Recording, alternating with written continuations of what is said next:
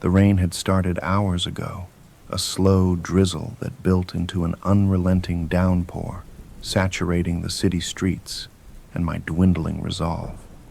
I sat in my cramped studio apartment, the wallpaper peeling like it wanted to escape, a single bulb swinging lazily above my head.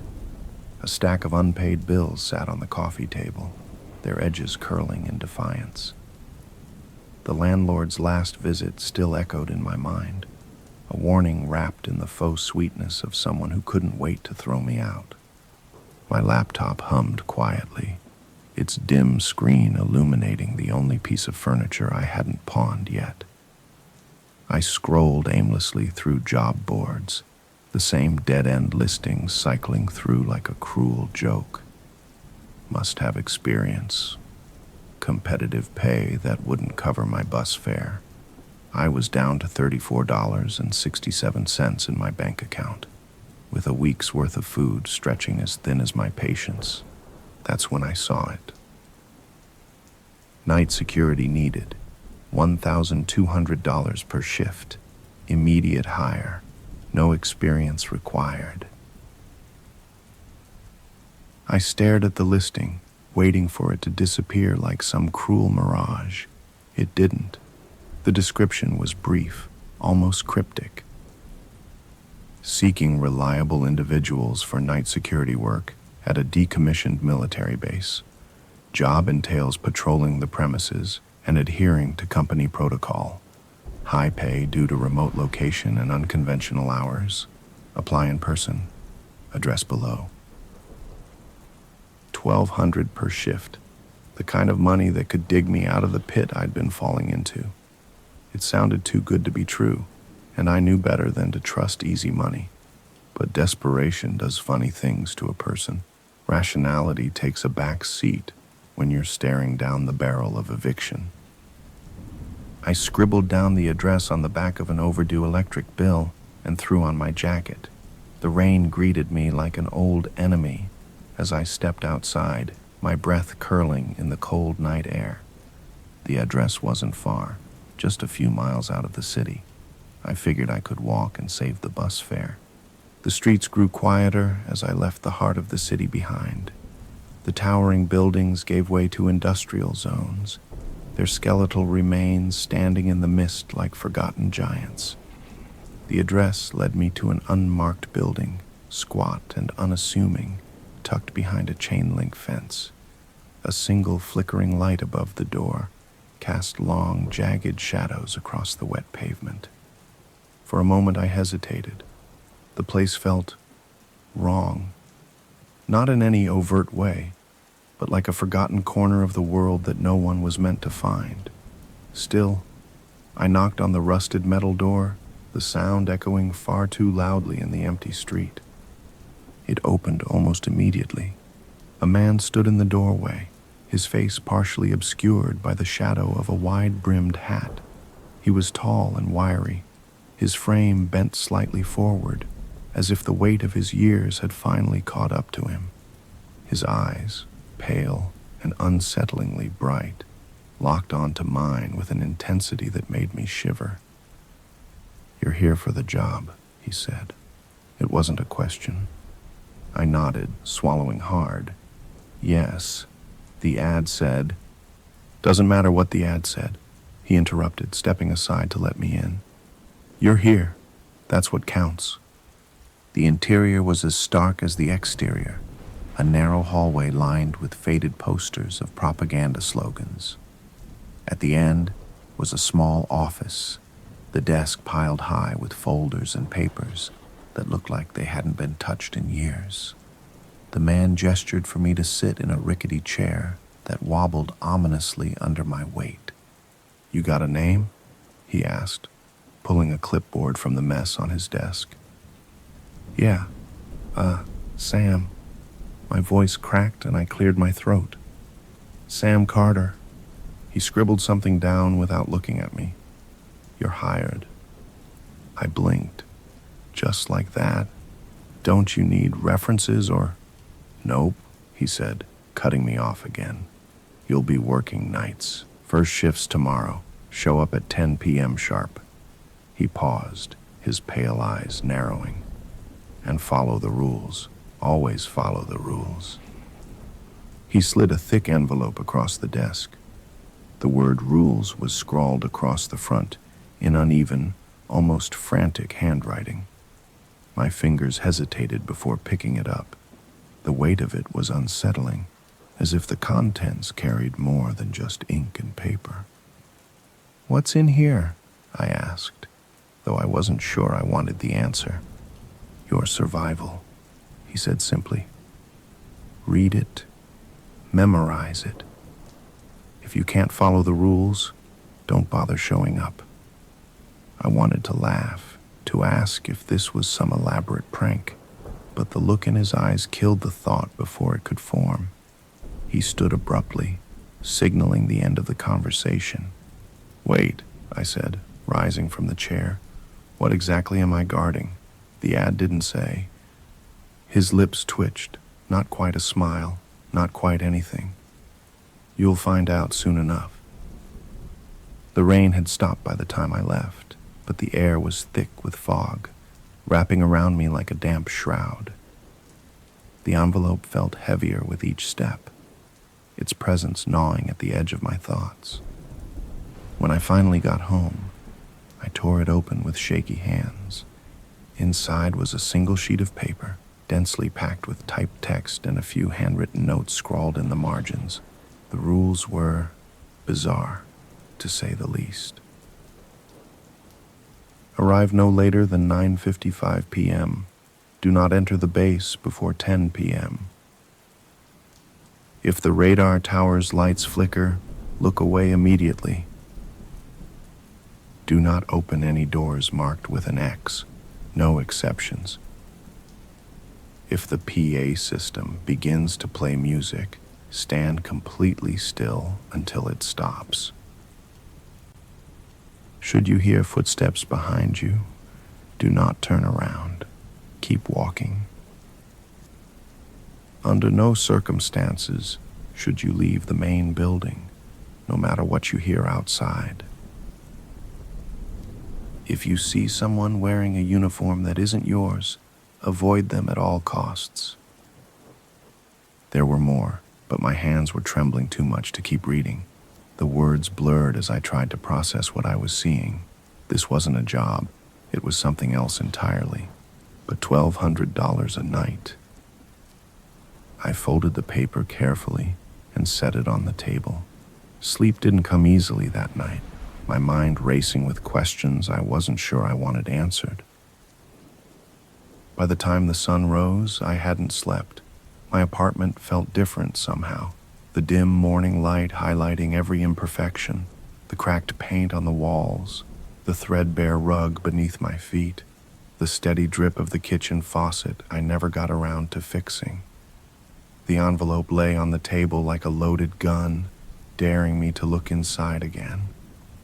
I spent most of the day pacing. Every time I thought about the rules, my mind snagged on their absurdity. A radar tower with flickering lights, avoiding people in different uniforms. What kind of security job was this? Part of me wanted to call the whole thing off, but I didn't have the luxury of quitting. Not with the kind of money they were offering. Not with eviction looming over me like a storm cloud. By 9 p.m., I was dressed and ready. The cheap, stiff security uniform they'd provided felt strange on me, like I was wearing someone else's skin. The fabric smelled faintly of mildew, and no matter how much I adjusted it, the fit wasn't quite right. The envelope was tucked into the pocket of my jacket, the rules folded neatly inside. I hadn't memorized all of them yet, but the ones I did know replayed in my mind like a broken record. Arrive no later than 9:55 p.m. Do not enter before 10 p.m. The journey to the base felt shorter this time, though maybe it was just the adrenaline dulling my sense of distance. The streets were emptier than usual, the city settling into its nightly stillness. I reached the gate at 9:53, my breath fogging in the cool night air. The base loomed ahead, its jagged silhouette cutting against the moonlit sky. A single floodlight illuminated the gate, casting sharp shadows across the cracked asphalt. The silence was oppressive, broken only by the faint rustling of leaves in the wind. I glanced at my watch. 9:55. Do not enter before 10 p.m. I waited. The seconds ticked by with excruciating slowness, each one punctuated by the faint thud of my heartbeat. My eyes wandered to the radar tower in the distance. Its skeletal frame jutted upward, a rusted monument to something long forgotten. I tore my gaze away quickly, remembering the warning. At exactly 10 p.m., I stepped through the gate. The main building was just as bleak as I remembered it. The corridors stretched endlessly in both directions, their walls lined with peeling paint and faded posters. I flicked on my flashlight, the beam cutting through the dimness. The air smelled stale, like it hadn't been disturbed in years. Somewhere in the distance, water dripped steadily, each drop echoing like a gunshot. The office I'd visited the day before was empty now, its desk cleared of papers. A single key sat in the center of the desk, attached to a lanyard with the words "Security Clearance," Level 1 printed on it.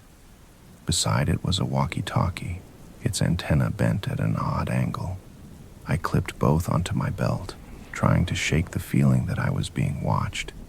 A laminated map of the base was pinned to the wall, marked with zones labeled A through D.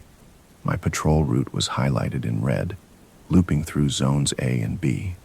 Zones C and D were blacked out entirely, their labels overlaid with bold letters, restricted, do not enter. I unfolded the rules again, the paper crackling in the silence. My eyes lingered on one of the entries. If the PA system begins to play music, stand completely still until it stops. I wasn't sure what unnerved me more, how specific the rule was, or the fact that it even existed in the first place. I began my patrol, my footsteps echoing down the empty corridors. Zone A was uneventful, just rows of abandoned offices with overturned chairs and scattered papers. Most of the doors were locked, their handles rusted in place. I passed a few windows, their glass fogged with age, but outside was nothing but darkness. Zone B was different. The air felt heavier here, the silence deeper. The halls were lined with old equipment, radios, monitors, and consoles, their wires tangled like veins. Some of the machines still hummed faintly, their screens flickering with static. I stopped at one, staring at the greenish glow of the monitor. For a moment, I thought I saw something move across the static, a shadow maybe, or the faint outline of a face. I stepped back quickly, my pulse hammering in my ears. It was nearly 11 p.m. when I heard it. A faint cry like that of a child, echoing through the halls. My stomach dropped. If you hear the sound of a child crying, find the source within 3 minutes. If you don't find it, hide. I froze, trying to pinpoint the direction of the sound. It was faint, but unmistakable, coming from somewhere deeper in Zone B. My flashlight trembled in my hand as I moved toward it, the sound growing louder with each step. The cry led me to a door marked Storage 17. My watch read 10:59. I hesitated, my hand hovering over the handle. The crying stopped abruptly. I pushed the door open. The room was empty. Shelves lined the walls, stocked with boxes covered in decades of dust. My flashlight scanned the room, but there was no sign of anyone or anything. I stepped inside, the floor creaking beneath me. Something shifted in the corner of my vision, and I spun around, the beam of my flashlight catching. Nothing. The door slammed shut behind me. My heart raced as I lunged for the handle, but it wouldn't budge. The air grew colder, my breath visible in the dim light. A faint hum filled the room, growing louder and louder until it was a deafening roar. I stumbled back, pressing myself against the shelves. And then, silence. The door creaked open slowly, the hallway beyond just as empty as before. I stumbled out, my legs weak beneath me. My watch read 11:03. I had made it, barely. The rest of the shift passed in a haze. I stuck to my route, my eyes constantly darting to the shadows. The base seemed alive somehow, the air buzzing with an energy I couldn't explain. Every creak of the floor, every distant echo set my nerves on edge. When the clock finally struck 6 a.m., I made my way back to the office. The key and walkie-talkie were placed exactly where I had found them, as if the night had erased itself. I stepped outside, the first rays of sunlight breaking over the horizon. As I walked home, the rules burned in my mind. Whatever this job was, it was far from ordinary, and yet, the envelope on my kitchen table the next morning, containing 1,200 in crisp bills, was very real. I wasn't sure if I'd go back, but I wasn't sure I could afford not to. The 1,200 sat in a neat stack on my kitchen table, glowing faintly in the morning sunlight that streamed through the dusty blinds. I had counted it twice, then a third time, just to make sure it was real. Every bill was crisp, like it had been freshly printed and plucked straight out of a vault. For a moment, I allowed myself to smile. This wasn't just money. It was survival. Rent paid, food on the table, breathing room. But the smile didn't last. The memory of last night sat in the back of my mind like a splinter. The child's cry, the slamming door, the feeling of something watching me. Every time I tried to brush it off, the sound of that hum crept back into my thoughts, filling the empty corners of my apartment. I had barely slept. Every creak of the floor, every whisper of the wind outside sent jolts of panic through me.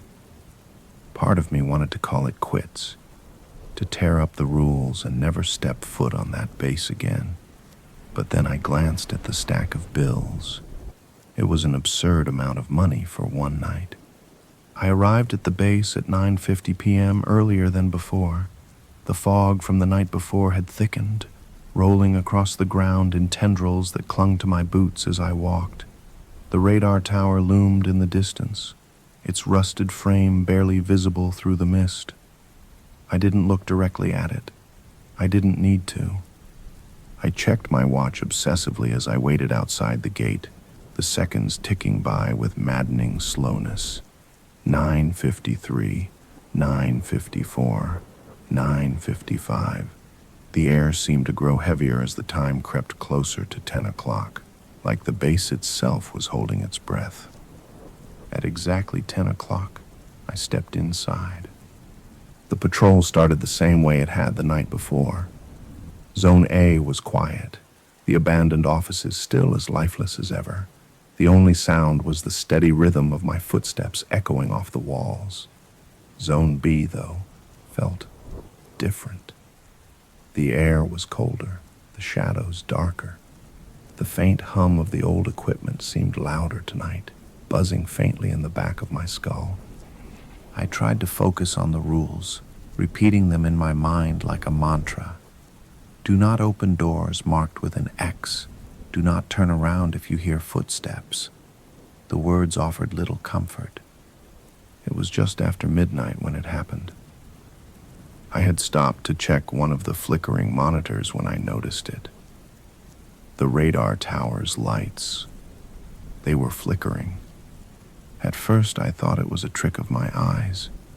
I stared at the screen, frozen in place, as the lights blinked erratically in the distance. My heart began to pound, my breath hitching in my throat. If the radar tower's lights flicker, look away immediately. I knew the rule. I knew it, and yet I couldn't look away. Something about the lights drew me in, like they were pulsing in time with my heartbeat. My legs felt like lead, my body refusing to obey the commands my mind was screaming at it. And then I saw it. At first, it was just a shape, a faint, shadowy outline moving at the base of the tower. It was hard to make out through the static of the monitor, but it was there. Something tall, impossibly thin, its limbs too long to be human. It moved slowly, deliberately, as if it knew I was watching. It stopped. The shadow turned its head, or at least what I assumed was its head, toward the camera, toward me. My flashlight slipped from my hand, the beam casting wild arcs across the room as it hit the ground. I scrambled to pick it up, my hands shaking so badly I could barely hold it. When I glanced back at the monitor, the figure was gone. The lights on the radar tower had stopped flickering. I forced myself to keep moving, my mind racing. The rules were clear. If the lights flicker, look away. I had broken that rule. Whatever I had seen, whatever it was, it had noticed me. I could feel it, a prickling sensation at the back of my neck, like unseen eyes boring into me. The rest of the patrol passed in a haze of fear. Every shadow seemed to stretch too far, every creak of the floorboards too loud. By the time I reached the end of my route, my nerves were frayed to the breaking point. And then the PA system crackled to life. At first, it was just static, faint and uneven. But then a melody began to play, slow and haunting, like the music box from some forgotten nightmare. My blood ran cold. If the PA system begins to play music, stand completely still until it stops. I froze. My breathing was shallow, my chest tight with fear. The music drifted through the empty halls, its notes echoing off the walls. It felt endless, each second stretching into an eternity. I clenched my fists, my nails digging into my palms, desperate to anchor myself to something real. The song stopped abruptly. I stood there for several moments, too afraid to move, until the silence grew unbearable. Slowly, I forced myself to continue my patrol. My legs felt like jelly, my movements sluggish. I just wanted the shift to be over. By the time 6 a.m. rolled around, I was a wreck. I returned the key and walkie-talkie to the desk, my hands trembling as I set them down. The radar tower loomed outside the window. Its silhouette burned into my mind. I didn't look at it. The walk home was a blur. The city felt unnaturally quiet, as if the rest of the world hadn't woken up yet. When I finally reached my apartment, I collapsed onto the couch, too exhausted to think. The second envelope was waiting for me on the table. Another $1,200. The sight of it should have brought relief, but it didn't. Not this time. I had broken a rule, and whatever I had seen at the radar tower wasn't going to forget that. The morning sun was brighter than usual, glaring through the cracks in my blinds as if trying to burn away the unease that had taken root in my chest. I sat at my kitchen table, staring at the envelope of money like it was some kind of cursed artifact. The previous night's events replayed in my mind with unnerving clarity. The flickering lights, the shadow at the radar tower, the haunting music from the PA system. I had broken a rule. I knew that much. And yet, here I was, alive, unscathed, for now. The apartment felt wrong that morning. The walls seemed closer, the air heavier, the familiar creaks of the building settling a little too loud. I brushed it off as paranoia, but every so often, I'd catch myself glancing toward the window, half expecting to see that shadowy figure standing on the street below, staring up at me. By early afternoon, I'd resolved to learn more about the base. The rules were maddeningly vague, each one a riddle wrapped in the promise of something worse if broken. And the radar tower, what I had seen, or thought I'd seen, didn't feel like something I could ignore. If I was going to keep doing this job, I needed answers. The first step was figuring out the base's history. I started with the most obvious source, the internet. My laptop hummed to life as I pulled up the search engine and typed in the address of the base. For a place so massive, so undeniably strange, I expected at least a few news articles, maybe some conspiracy theories. What I found was nothing. No Wikipedia page, no archived government files, not even a mention in obscure forums. The address didn't exist.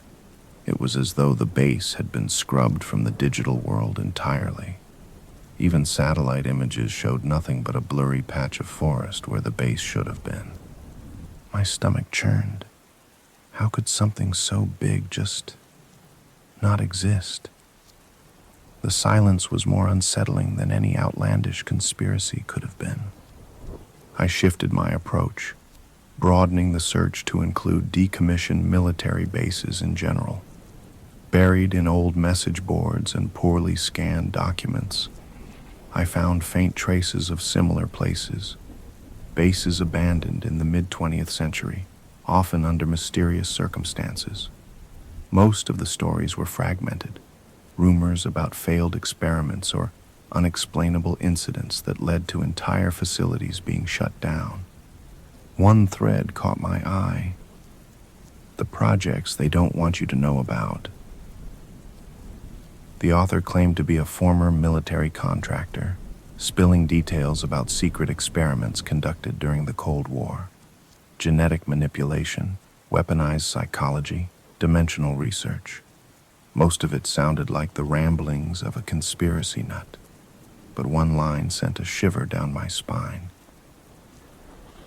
Some bases weren't abandoned because they failed. They were abandoned because they worked.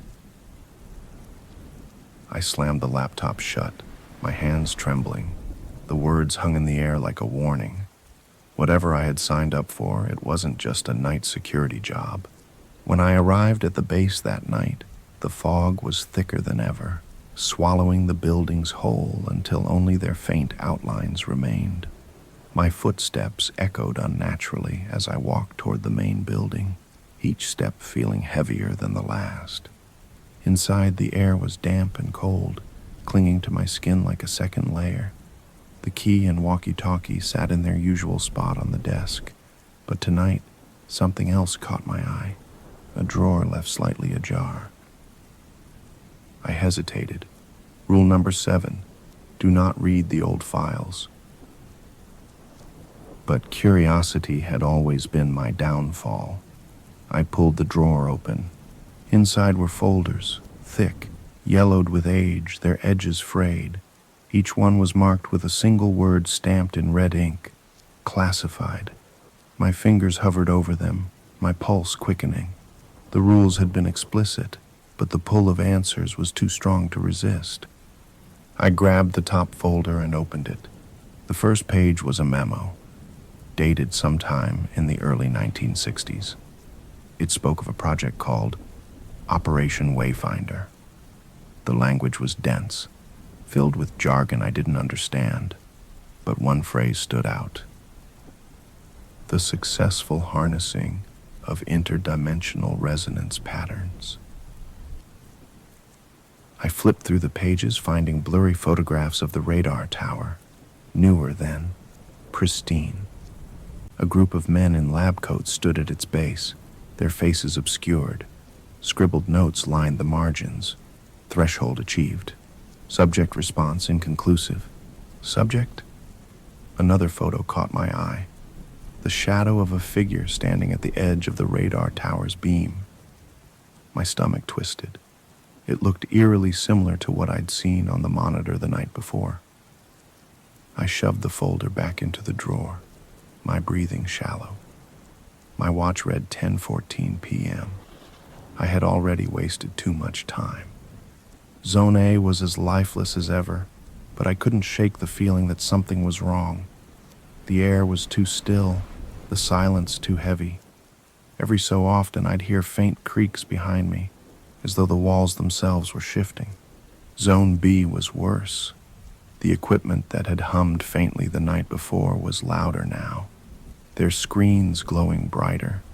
One of the monitors displayed nothing but static, but as I approached, the static shifted. A shape flickered into view, tall, thin, impossibly distorted. My heart pounded as I stepped back, the image fading the moment I broke eye contact. The PA system crackled and I froze. But no music played this time. Instead, a voice, low, guttural, barely human, whispered a single word. Why? My blood turned to ice. I gripped the walkie-talkie at my belt, desperate for some kind of reassurance, but the voice had already faded. The silence that followed was deafening. I returned to the office at the end of my shift, the folder weighing heavily on my mind. Had breaking the rule somehow triggered something? The voice on the PA, the shadow on the monitor. It all felt connected. As I placed the key and walkie-talkie back on the desk, I noticed something new. A note, scrawled in the same frantic handwriting as the rules. You were warned. I stumbled back, my vision swimming. The room felt colder, the air thinner. My watch read 6:05 a.m. I needed to leave. The walk home was a blur, the city's familiar streets offering little comfort. When I reached my apartment, I bolted the door and collapsed onto the couch, my mind racing. The folder had raised more questions than it answered, and the rules seemed less like guidelines and more like desperate pleas. When the next envelope arrived, I didn't count the money. I just stared at it, the weight of my decision settling in. I had broken a rule, and whatever was watching me at the base knew it. The day felt longer than any I could remember. Every hour dragged on, the mundane details of my apartment, the faint hum of the fridge, the peeling wallpaper, the distant sound of traffic, turning oppressive. The air itself felt different, heavy and charged, like the moments before a storm. The money sat untouched on the table, but its presence weighed on me like an accusation. I hadn't slept much since my last shift. Every time I closed my eyes, I saw the flickering lights, the shadow at the radar tower, and the blurred images on the monitor. The whispered word on the PA system, why, clung to me like a stain. What had I triggered by breaking the rule? Why did it feel like something had followed me home?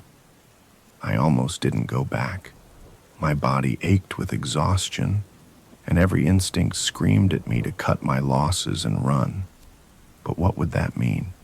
Could I even escape this now? Or had I already set something in motion? My bank account balance and the growing pile of bills made the decision for me. By 9:50 p.m., I was outside the base again, the fog swirling around my feet like it was alive. The radar tower loomed in the distance, its skeletal frame a jagged silhouette against the night sky.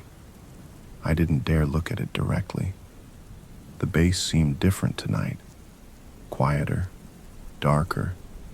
It felt like it was waiting for me. When the clock struck 10 o'clock, I stepped inside. The moment the door closed behind me, I felt it. A presence, heavy and suffocating, pressing down on my chest. The air was colder than usual, carrying a faint metallic tang. My footsteps echoed unnaturally, each one followed by a delay that sounded like someone or something was following me. I reached the office and found the key and walkie-talkie in their usual place, but there was something else tonight. A handwritten note taped to the desk. The writing was jagged, almost frantic. You are not alone. Do not trust them. I stared at the note, my pulse quickening. Who had written it? And who or what were them? My hands shook as I stuffed the note into my pocket and clipped the walkie-talkie to my belt. Whatever this was, it was beyond me now. I started my patrol, my flashlight cutting through the oppressive darkness. Zone A was eerily silent, the kind of silence that presses against your ears and makes you hyper-aware of your own breathing. The offices were the same as always, empty and lifeless. But as I moved deeper into the zone, I noticed something strange. The chairs, which had always been overturned or scattered, were now neatly aligned, each one facing the door as if expecting an audience. The air grew colder as I approached the boundary to Zone B. My breath misted in the beam of my flashlight, and the hum of the old equipment grew louder, more insistent. The lights on the consoles flickered erratically, casting jagged shadows on the walls. I kept my eyes forward, repeating the rules in my mind like a mantra. I rounded a corner and stopped dead in my tracks. There was someone standing at the end of the hall. They were facing away from me, their silhouette faintly illuminated by the flickering glow of a monitor. They were tall, their shoulders hunched in an unnatural way, as though their body didn't quite fit the proportions it was supposed to.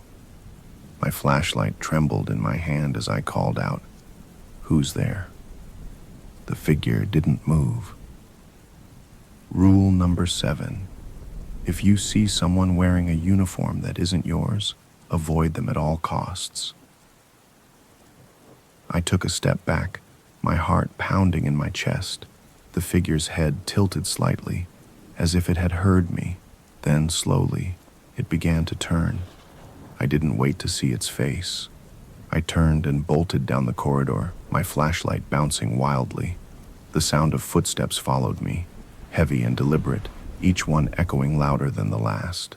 My lungs burned as I reached the stairwell and threw myself inside, slamming the door behind me. For a moment, there was silence. Then came the sound of something scratching at the other side of the door, slow and deliberate, like nails dragging across metal. I pressed my back against the wall, my breath coming in shallow gasps. The scratching stopped, but the silence that followed was worse. The walkie-talkie crackled to life, and my heart nearly stopped. "Help me," a voice whispered. It was faint, trembling, and unmistakably human. "Please, I'm trapped. I'm in Zone C." My blood ran cold. Zone C was restricted. I wasn't supposed to go there, but the desperation in the voice pulled at me, its raw fear cutting through my own. My fingers hovered over the walkie-talkie, torn between the rules and the possibility that someone needed my help. Then I remembered the note, "Do not trust them." The voice on the walkie-talkie spoke again, louder this time. "Please, it's coming. I don't want to die here." The words dissolved into static, the distortion stretching unnaturally, almost like laughter. I dropped the walkie-talkie and backed away, my pulse hammering in my ears. The scratching at the door had stopped, but now there was a sound behind me, a low guttural growl that raised every hair on my body. I turned slowly, my flashlight shaking in my hand. At the top of the stairwell stood another figure, this one hunched and distorted, its limbs too long, its eyes glowing faintly in the darkness. It let out a low, rattling breath, its chest heaving with unnatural rhythm. And then it lunged. I scrambled down the stairs, nearly tripping over my own feet. The sound of its pursuit was deafening. Heavy footfalls, guttural growls, the screech of something sharp scraping against the walls. I burst through a door at the bottom of the stairs and slammed it shut, my hands fumbling to lock it. The noises stopped abruptly. I stood there, my back pressed against the door, every muscle in my body trembling. The silence stretched on, oppressive and absolute. When I finally worked up the courage to move, I noticed something on the floor in front of me, Another note, written in the same frantic hand. They are already inside. The note burned in my hand as though it carried its own heat, the words etched into my mind. They are already inside. My breath came in shallow gasps, every nerve in my body screaming for me to leave, to run, to never come back to this cursed place.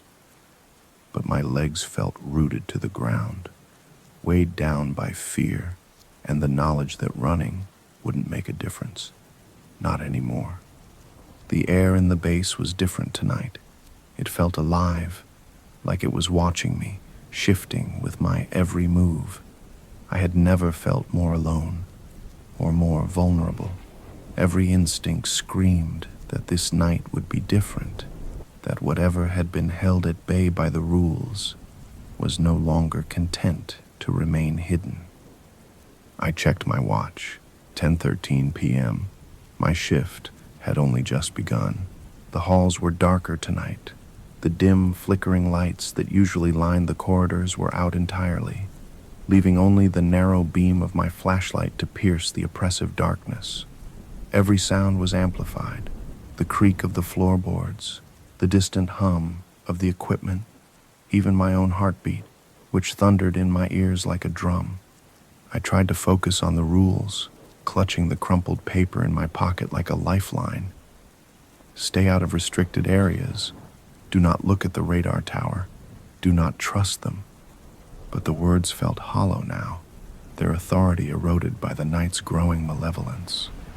Zone A was unnervingly quiet, the silence pressing down on me like a physical weight. The offices were as lifeless as always, but something felt wrong.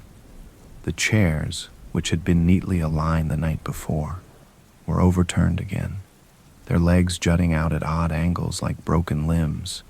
Papers littered the floor, their edges curling as though they'd been burned. As I stepped deeper into the zone, I noticed something else. The sound of breathing. It was faint at first, barely audible over my own, but it grew louder with each step, low and wet, like something struggling to draw air through fluid.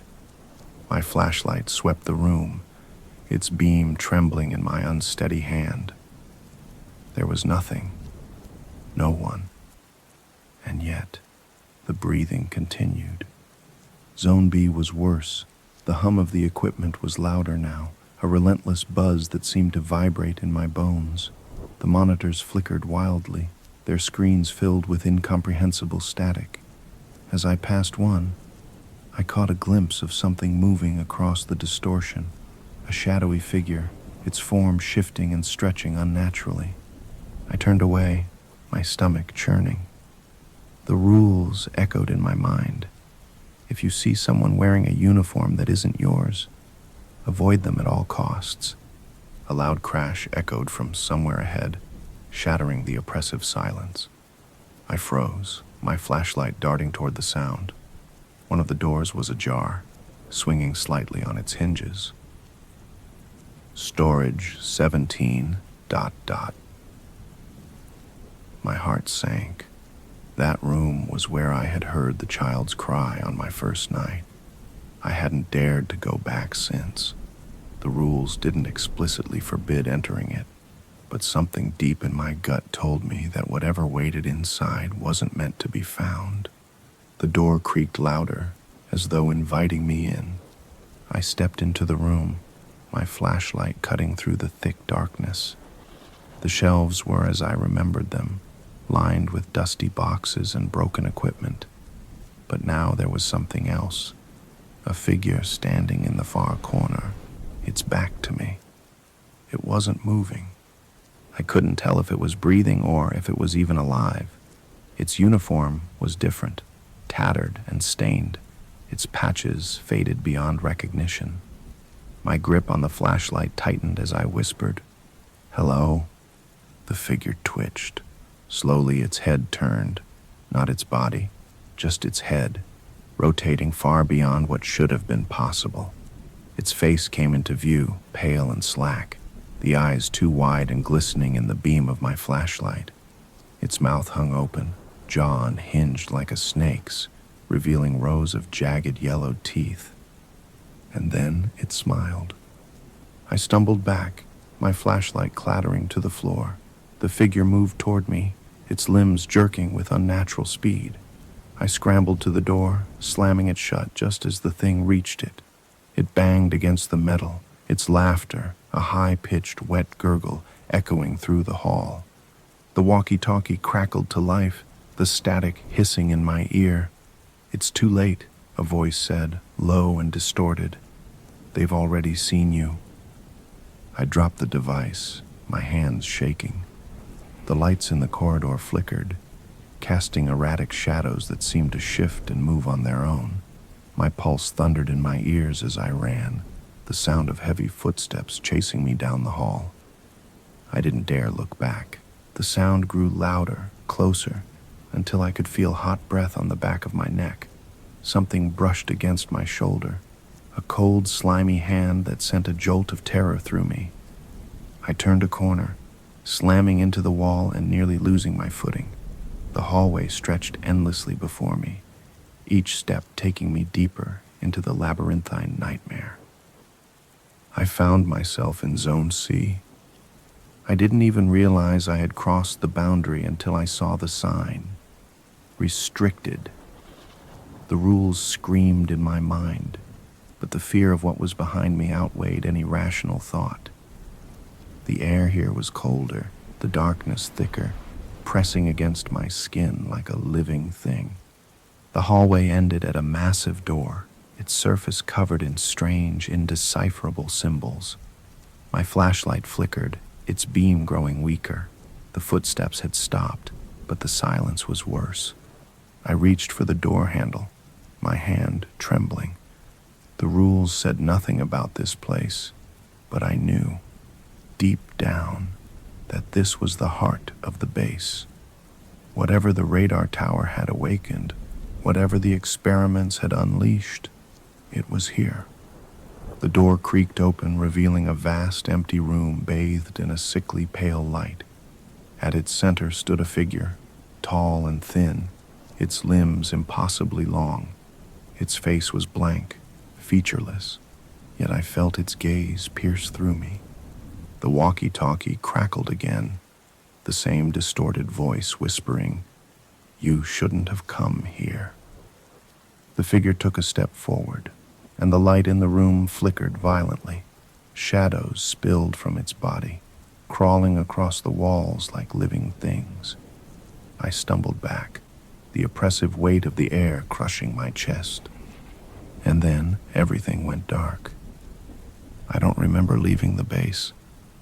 When I woke up, I was in my apartment, the faint morning light filtering through the blinds.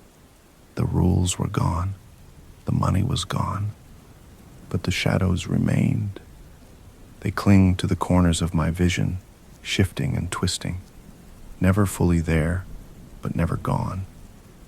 At night, I hear the faint hum of the radar tower, no matter how far I run. I don't know what the base was or what it was hiding. All I know is that I broke the rules. And now, they'll never let me go.